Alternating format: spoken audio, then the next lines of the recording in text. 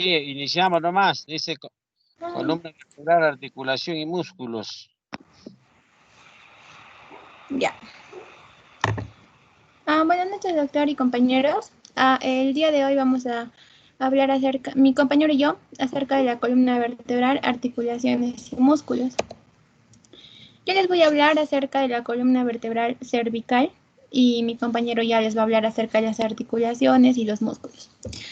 Bueno, para empezar, dentro de la semiología, dentro del examen físico de la columna vertebral, se va a realizar la inspección, la palpación y la exploración de la movilidad.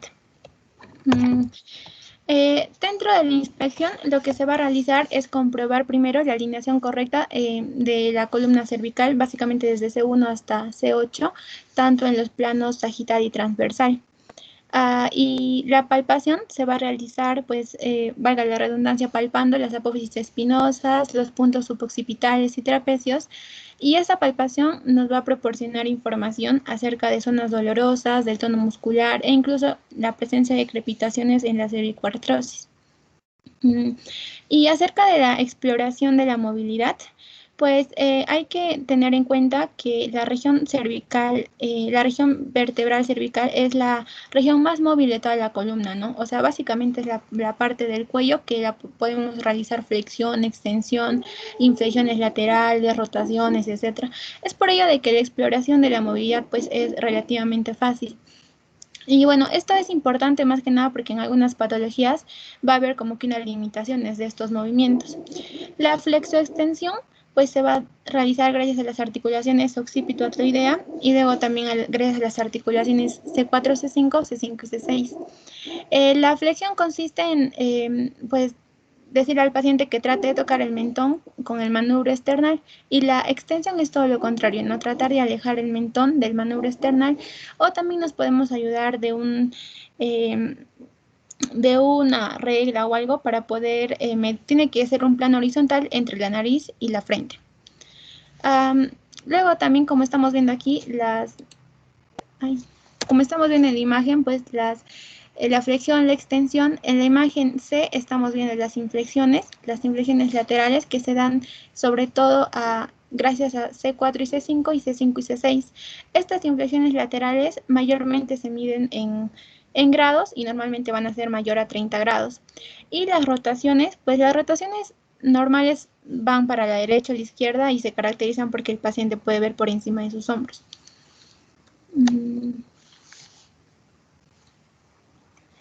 Ya, acerca de las patologías cervicales que se pueden dar y también de su correlato semiológico, vamos a tener diversas patologías, como por ejemplo la degeneración discal. En la degeneración discal se van a observar limitaciones tanto en las inflexiones y sobre todo en las laterales.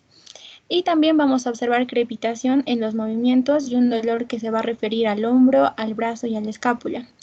En el compromiso radicular o en la radiculitis, pues va a haber un dolor cervical cuando hay con los movimientos, ¿no? Incluso no solamente dolor, sino también van a haber parestesias. Este dolor se va a irradiar hacia el hombro, hacia el brazo o la mano.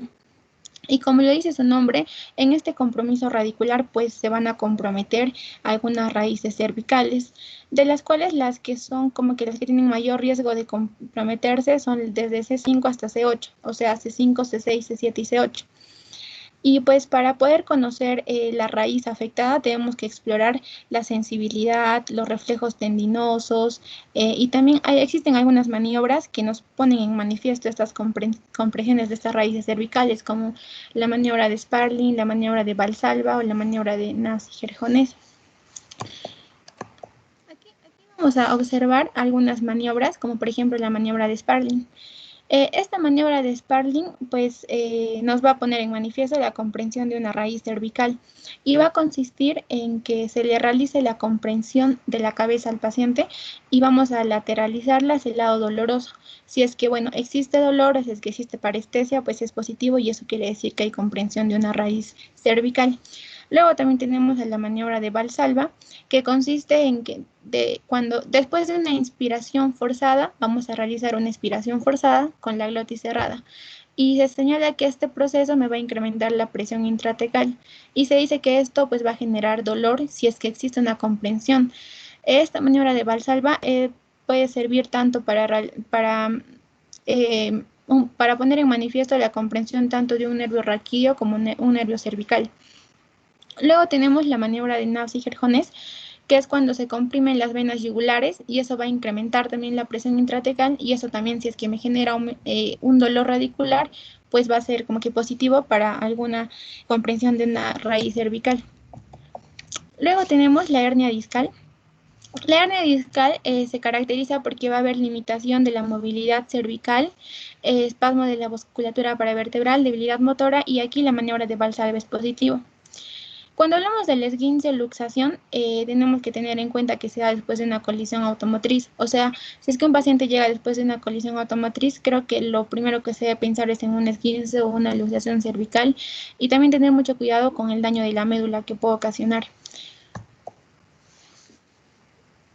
Luego tenemos a la espondilitis anquilosante y a la hipertosis esquelética idiopática difusa. Estas dos patologías básicamente se diferencian en el dolor y en la edad del paciente.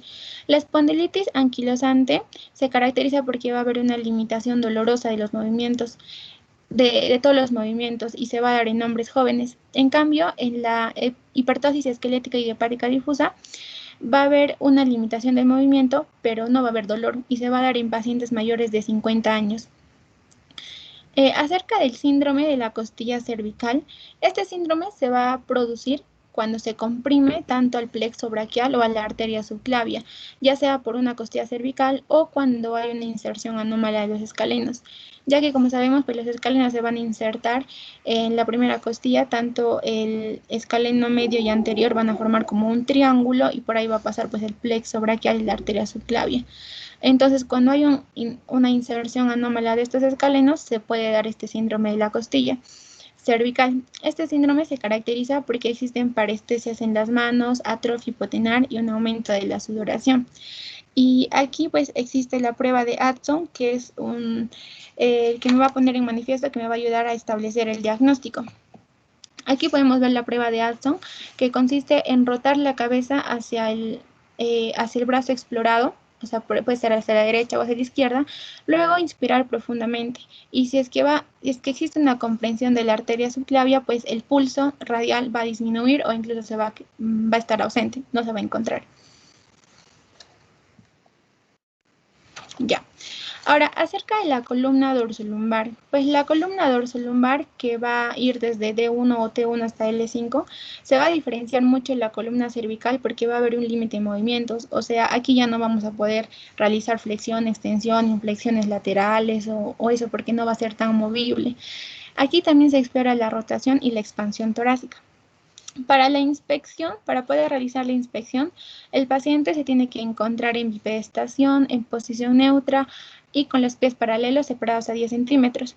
Ya cuando el paciente se encuentre de esta forma, pues el médico, situado a un par de centímetros, va a poder observar tanto de perfil, de frente y detrás, y va a poder evaluar, ¿no?, el grado de nutrición del paciente, la conformación torácica y algunas alteraciones cutáneas también, como por ejemplo si es que observa las manchas de color café con leche, pues va a poder presumir que se pueda tratar de una neurofibromatosis. También en la evaluación también se puede observar una almohadilla de grasa en la región lumbar y eso también me puede indicar, por ejemplo, la espina bífida. También en la inspección podemos observar la alineación de la columna. Esta alineación de la columna se va a observar en dos planos, tanto en plano frontal y en sagital. Si es que lo observamos en plano frontal, pues vamos a hablar de la escoliosis. La escoliosis se caracteriza porque el paciente va a tener los hombros, en la altura de los hombros se va a encontrar de manera desigual. Va a haber un descenso de la escápula y va a destacar el relieve de una cresta ilíaca. Y los pliegues glúteos van a ser asimétricos. Para poder evidenciar esta escoliosis de una forma más marcada, existe una maniobra, que es la maniobra de Adams. Esta maniobra, pues, en palabras simples, consiste en decirle al paciente que trate de tocar sus pies con la punta de sus dedos, pero sin doblar la rodilla. Y ahí, como observamos en la imagen, vamos a poder observar o bien una columna normal o bien una deformidad que va a ser causada por la escoliosis.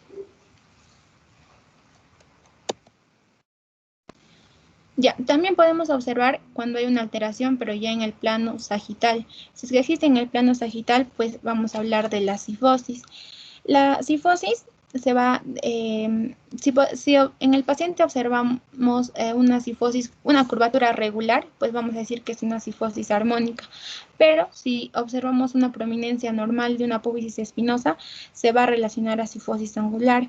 Estos dos tipos de cifosis también van a tener causas distintas, es por ello que es útil como que para el diagnóstico. No ha cambiado tu diapositiva. ¿En dónde está? Está en la escoliosis. Allá.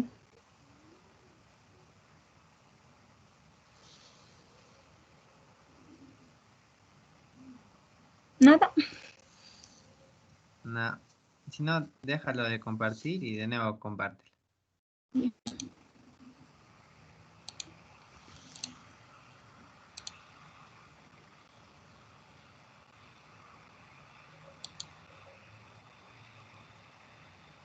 Ah, ¿se puede observar, Leito? Está cargando.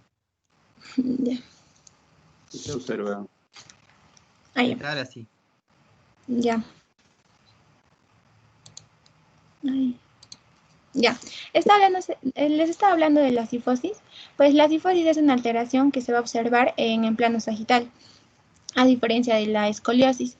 Esta cifosis va a haber de dos tipos, una cifosis armónica y una cifosis angular.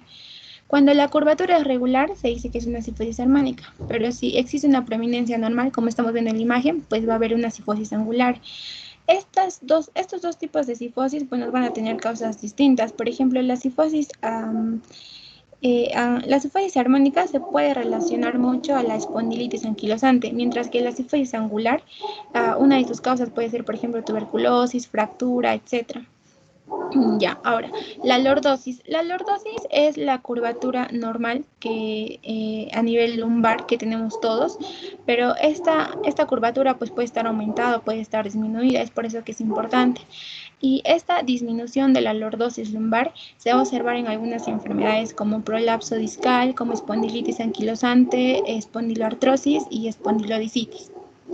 Ya, esa es en tanto la exploración, ¿no? Ahora, dentro de la palpación, pues lo que el médico busca es buscar la existencia de alteraciones, deformidades, de puntos dolorosos y de contracturas musculares. Aquí también vamos a hablar acerca de la exploración de la movilidad. Como ya lo dije, pues la columna dorsal tiene movimientos limitados, no es igual que explorar la parte de la columna vertebral cervical.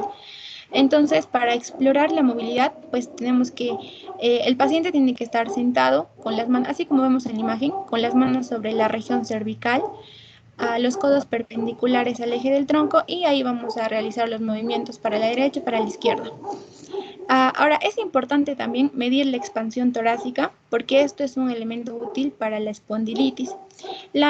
Como dice, medir la expansión torácica, pues se va a medir el tórax con una cinta métrica, se va a medir tanto en una máxima inspiración y cuando el paciente esté en reposo. Ahora, estas dos medidas se las va a restar y la diferencia, si es que es menor a 2.5, pues va a ser característica de una espondiloartropatía.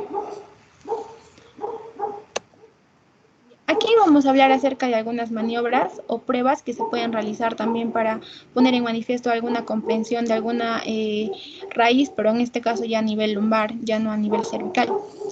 Tenemos a la maniobra o a la prueba de Goldwaite. Esta maniobra, pues obviamente se realiza para la detección de lumbalgia y consiste en tener al paciente en decúbito supino o en decúbito dorsal. Y el médico va a colocar la mano debajo de la columna lumbar y va a comenzar a elevar la extremidad o la pierna de forma pasiva. Si es que existe un dolor lumbar sin irradiación, pues se dice que es indicativa de lumbalgia, pero sin comprensión, o sea, sin radiculopatía. Luego tenemos las otras maniobras, como la maniobra de Lasegue y la maniobra de Lasegue posterior.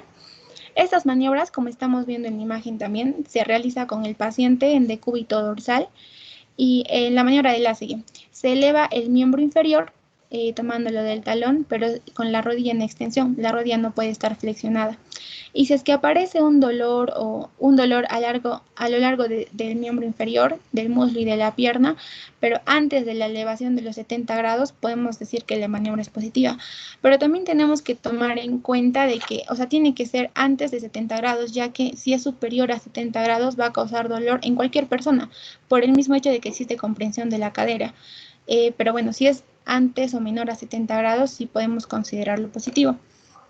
Luego, la maniobra del ácido posterior, pues es cuando el paciente se va a encontrar en decúbito ventral. Se va a extender el muslo se va a extender el muslo con la rodilla flexionada, y si es que el dolor aparece en la región anterior del muslo, pues también es positiva. Luego existe otra maniobra, la maniobra de Neri y la maniobra de Neri reforzada. La maniobra de Neri se va a realizar con el paciente sentado en una camilla, como estamos viendo en la imagen. Entonces, el médico o el personal lo que tiene que hacer es bajarle la cabeza de forma pasiva, intentando, o sea, hacer que exista flexión, o sea, intentando tener contacto con el mentón. Y si es que aparece un dolor en la extremidad inferior, pues se va a indicar comprensión de raíz nerviosa. Pero si es que esta maniobra de Neri es negativa, existe otra maniobra, la maniobra de Neri reforzada, que es esa se realiza cuando la prueba anterior ha sido negativa, es como que para comprobar esta maniobra de Neri. Aquí se realiza, también el paciente tiene que estar sentado en una camilla, y lo primero que se hace es elevar la pierna hasta un punto en donde el paciente todavía no sienta dolor. Luego se le flexiona la cabeza y si es que aparece dolor, pues es positivo.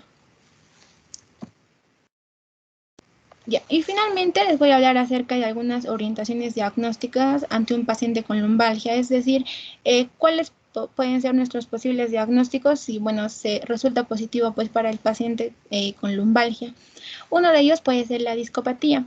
La discopatía, o también conocida como hernia de disco, se caracteriza porque es de inicio brusco y generalmente después de un esfuerzo. El dolor se irradia al miembro inferior y aquí los reactantes de fase aguda son escasamente elevados. En la espondilodicitis infecciosa se caracteriza porque hay fiebre, escalofríos y reactantes de fase aguda muy elevados. Para realizar esta orientación diagnóstica, muy aparte de realizar el examen físico, también se realiza pues los exámenes complementarios, por ello para poder saber si los reactantes de fase aguda están elevados o están escasos. Luego tenemos al tumor primitivo óseo metastásico. Este se caracteriza porque hay un dolor continuo, incluso durante la noche, existe malestar general y los reactantes de fase aguda también son elevados. El aplastamiento vertebral, que se puede dar por la osteoporosis, pues aquí es importante tener como antecedente al traumatismo, ya que el dolor va a variar y va a disminuir también con el reposo. Luego las espondiloartrosis, estas se caracterizan porque existe dolor de escasa magnitud que va a disminuir con el reposo y aumenta con los movimientos.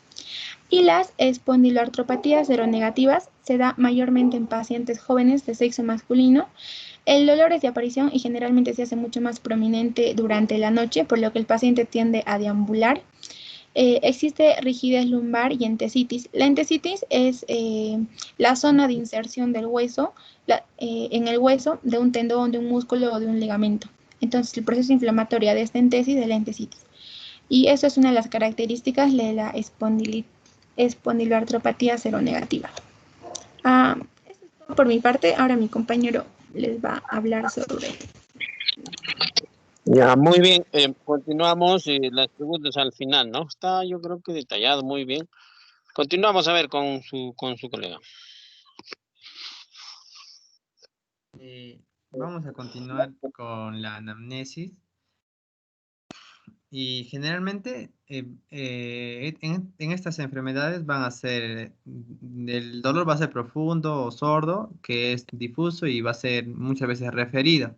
Y estas características que tiene van a requerir una distinción, ya que si es referido podemos cometer errores como el que encontramos acá abajo, que es se puede creer que es una gonalgia, pero si no hay daño en la rodilla es por una coxopatía.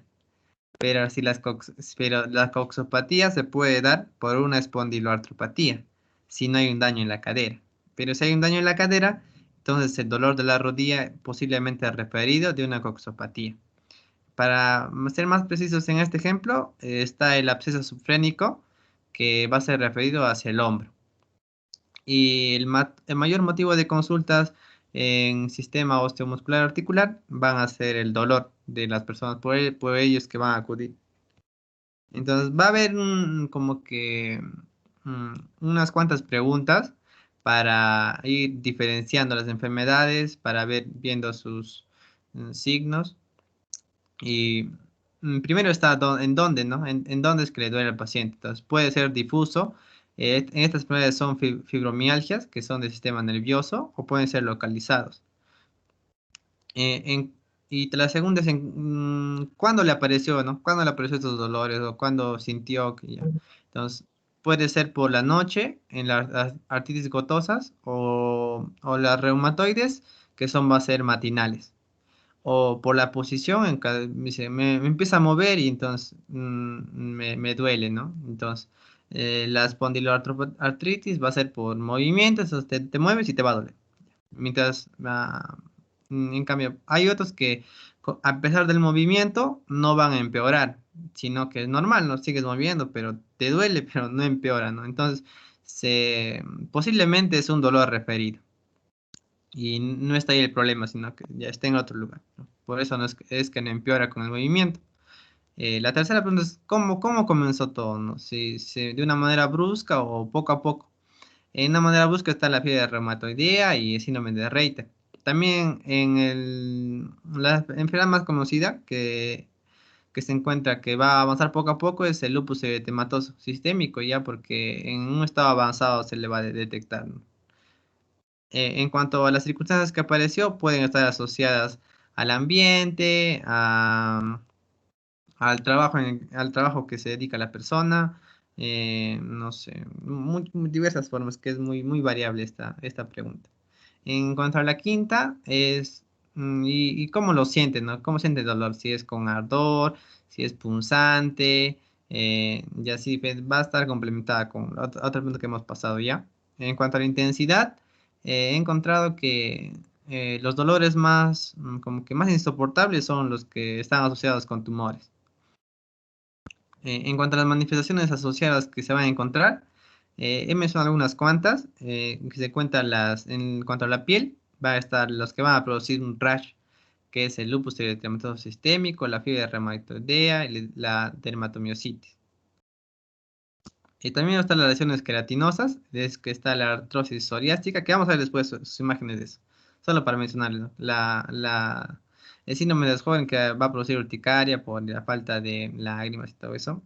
Acá puse un ejemplo en que la oligoartritis es una enfermedad que va a estar simétrica, ¿no? Saben contar en un lado y también en el otro lado, pero va a ser simétrica. ¿En qué partes? En las interfalanges distales. En esta parte va a ser simétrica. En otras partes se va a encontrar la oligoartritis, que son diferentes enfermedades, pues, porque va a ser oligoartritis y poliartritis, ¿no? Entonces, las oligoartritis van a ser simétricas en las partes interfalanges distales.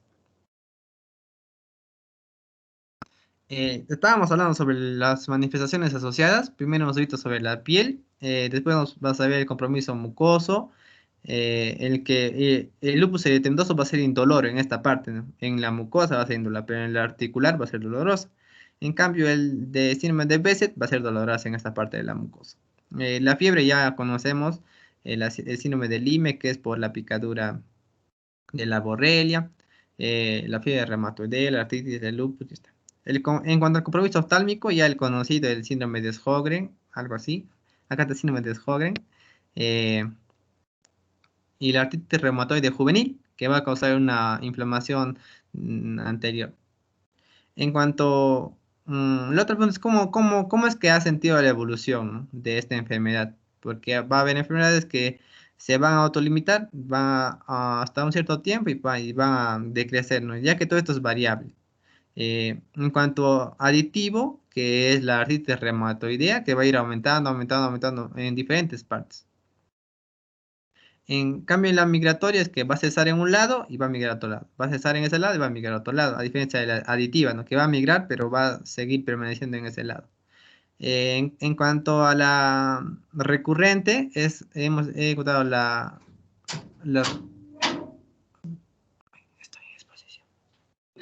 La reumatoidea palindrómica, que que se va a presentar con inflamación, enrojecimiento, y va a durar unos cuantos días y después va a decrecer. Va a durar unos cuantos días y después va a desaparecer. Y uno diría, pues puedo vivir con esto, ¿no? Normal, tal que desaparezca ya. Pero esto va a ir aumentando, aumentando y puede convertirse en una artritis reumatoidea. En cuanto a la respuesta del tratamiento, entonces se le pregunta si ha estado tomando medicamentos o cómo está respondiendo a los medicamentos que está tomando. Y en cuanto a la colchicina, es el único medicamento que va a funcionar para la artritis cicotosa. Si le das colchicina para otras enfermedades articulares, no va a funcionar. La colchicina es única de la artritis cicotosa. En cuanto a la fiebre reumatoidea, pues se le va a dar aspirina.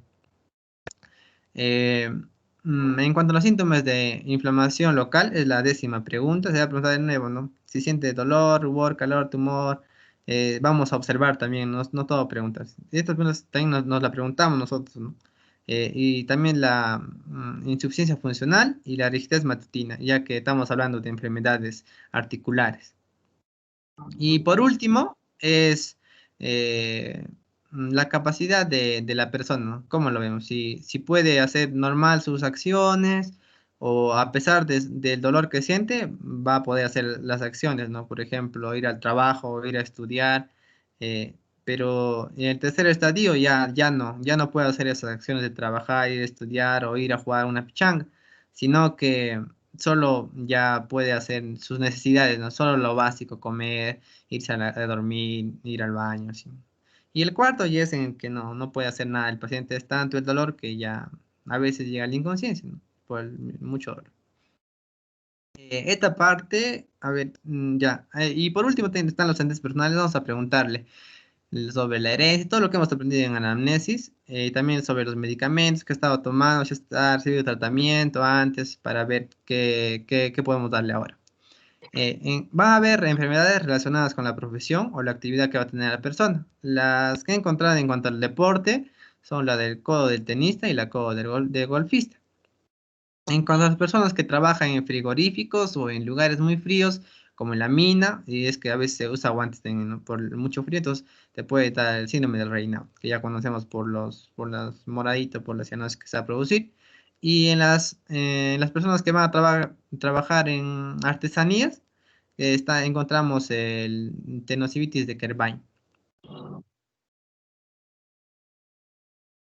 En cuanto a las enfermedades que van a estar relacionadas con a la herencia, está la espondilitis anquilosante, que ya habló mi compañera. Está la enfermedad de Reiter, que se va a encontrar como este marxista, ¿no? Así medio pintadito, y que va a tener derivaciones, como vemos en la conjuntivitis, uveitis, artritis reactiva y uretritis. Esta enfermedad me llamó un poco la atención, la artritis psoriásica, que si el paciente se pone en reposo, va a ir empeorando. Hemos hablado de esta, que tenía una afección en la piel, que va a formar queratina, ¿no? En esta forma blanquita, si lo ven, no sé, así blanquito. Ese es de un viejito, que se le va secando, en la artritis psoriásica. Entonces, y estas son las más comunes, ya dejando de lo familiar, estas son las más comunes, que está el lupus eritematoso sistémico, que se va a presentar por los exantemas malares, en forma de mariposita, que ya conocemos. La dermatomiositis, que se da por la inflamación crónica, ¿en qué partes? En las palpebrales de los ojos. En estas partecitas. La esclerodermia, que va a ser, que es progresiva. Primero normal, ¿no? Como de todos, y después va a haber un acúmulo de colágeno, de fibroblastos y todo eso, y se va a poner bien rígido, bien duro, hasta causar la inmovilidad ya de eso. Generalmente se den los dedos. Hay varios tipos, ¿no? Hay unos que son localizados, otros que se van diseminando por diferentes partes del cuerpo. Después viene el síndrome de Ehlers-Danlos, que es la flexibilidad. Pareciera, yo intenté estirarme así la piel y no llega tan largo, ¿no? Y dije, guau, este sí este es fácil de identificar este síndrome de Ehlers-Danlos, que va a estar relacionada no solo con la articulación, sino con los vasos también. Va a ser más sensibles a una rotura. Ya la osteogénesis imperfecta ya conocida que se da en los niñitos, que puede ser, que pueden vivir con ella o otros fallecen a temprana edad. Entonces, la destacada es una esclerosis azules y aparte de las deformidades que se ven en el hueso. Ya, este, el derrame sinovial, está relacionado, es una inspección, lo puse aquí, que, a ver, se puede dar una rotura o un derrame en la rótula o en la rodilla, eh, y no siempre se va a ver una inflamación o una hinchazón en esas partes. Entonces, para ello como que han inventado, no sé, una manera de saber, ¿no? Entonces, si ese edema o eso que está es causado por una rotura. Porque no siempre que se rompe va a causar, ya les decía, no siempre va a causar esta inflamación y todo eso.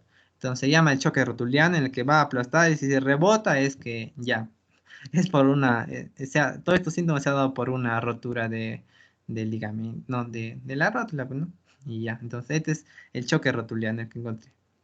Ya, y también se va a ver inspecciones en cuanto a la deformidad, que van a comparar los dos miembros, van a comparar los dos pies, cómo están, qué tanto difieren, porque a veces hay diferencias, ¿no? Generalmente hay una diferencia de 1 centímetro, así, pero hay otros que son mayores, y entonces dije, hay algo mal acá, o el hinchazón, o el rubor que vas a encontrar, ¿no? Entonces, la palpación, en comparación a la temperatura, los límites, ya. Y acá al final puse unos cuadritos en que vamos a ver, hay algunas enfermedades que van a ser articulares y otras que son extraarticulares. Entonces, el dolor en las articulares va a ser difuso, en cambio en las extraarticulares va a ser localizado. El movimiento va a ser contrarrestado en las articulares, entonces al mover la rodilla se va a escuchar un crujido, no, se va a sentir un crujido, ¿no? Un crujido así entonces ya es porque está rozando. Entonces, en cambio el movimiento va a ser normal en la extraarticular, los derrames que ya les hablé de antes, en las articulares van a ser comunes, pero en los extraarticulares, como no tienen nada que ver, pues ausentes. En cuanto a la localización, no sé si recuerdan esto que les puse acá. La oligoartritis es asimétrica, pero simétrica en las interfalanges distales. Entonces tiene que ver con este cuadrito. En cuanto a la localización, que la simétrica se va a encontrar generalmente en las articulaciones pequeñas, o sea, de la mano. Y se va a ver en enfermedad de sinovitis pura. ¿Cómo sinovitis pura? Que tiene que ver dentro de las articulaciones. Ya. En cuanto a las asimétricas, se encuentran en las articulaciones más grandes, como la rodilla, y generalmente se dan en la rodilla estas enfermedades. Está la esclerosis sistémica y la enfermedad de Behçet, que son seronegativas. Las enfermedades seronegativas se van a encontrar en estas asimétricas, que no tienen como que autoinmunidad, algo así contra el cuerpo. Y eso sería todo. Gracias. Muy bien, muy bien. A ver, preguntas, aportes.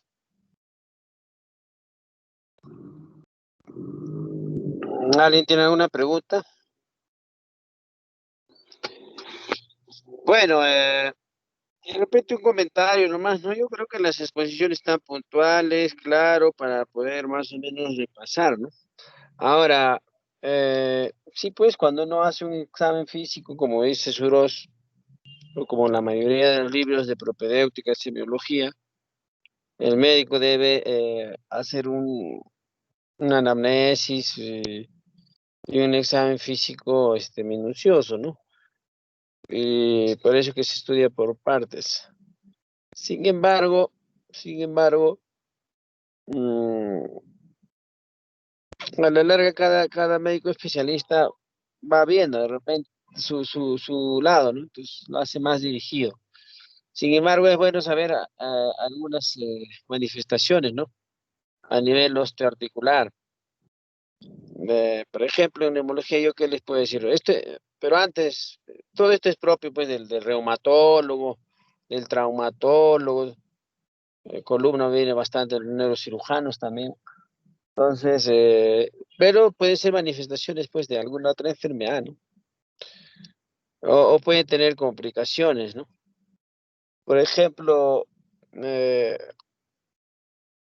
el tórax asimétrico o un tórax deforme, congénito, adquirido, va a tener repercusión en el proceso de inspiración, expiración. En realidad va a afectar el funcionamiento normal del aparato respiratorio, dado que va a encontrar pues barreras físicas, ¿no? U obstáculos. Porque la mayoría de los pacientes que hacen cifosis, escoliosis, esa alteración de tórax te produce problemas obstructivos, restrictivos. O sea, mm, con el tiempo esos pacientes van presentando tos, dificultad respiratoria, disnea, ¿no? Y todo es por patología, por estructura de tórax. Mucha cifosis tiene repercusión. Mucha escoliosis, el paciente tiene su problema funcionalmente tiene restricción y obstrucción. O sea, se comporta, no es una fibrosis, pero la caja torácica se presta para, pues no hay una buena expansión, no hay armonía. Entonces, eh, igualito las vías aéreas también cuando hay deformidad en el tórax, también pueden presentarse como un patrón obstructivo. Entonces, la mayoría de estos pacientes hacen problemas respiratorios a la larga, ¿no? Eso en cuanto a columna. Ahora, puede haber diferentes patologías, como ustedes han hablado, de columna, desde cervical hasta dorsal y lumbar.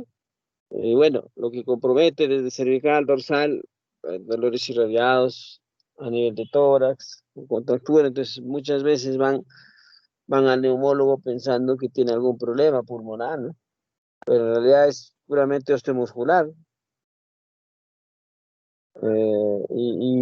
Bueno, eso de repente también tenemos que darnos cuenta cuando uno examina.